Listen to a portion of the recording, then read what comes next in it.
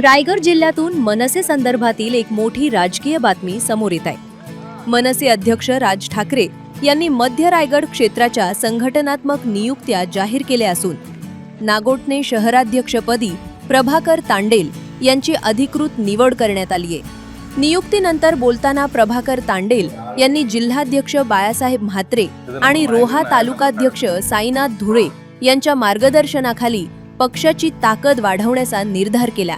नागोठणे परिसरातील जिव्हाळ्याचे प्रश्न जसे की शुद्ध पाणी पुरवठा, महापुराची समस्या आणि स्थानिक कंपन्यांमध्ये स्थानिक तरुणांना रोजगार मिळवून देण्यासाठी मनसेच्या माध्यमातून आक्रमक लढा उभारणार असल्याचं त्यांनी सांगितले। या नियुक्तीमुळे नागोठणे शहरातील मनसे कार्यकर्त्यांमध्ये प्रचंड उत्साहाचे वातावरण निर्माण झाले आहे।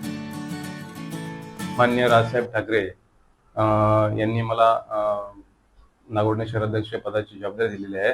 त्याप्रमाणे मी रायगड जिल्हा अध्यक्ष बाळासाहेब म्हात्रे आणि रोहा तालुका अध्यक्ष साईनाथ धुळे यांच्यासोबत यांच्या खांद्याला खांदा लावून आम्ही पक्षाचं खूप जोमाने काम करू आणि पक्षाचे एकनिष्ठपणाने काम करू।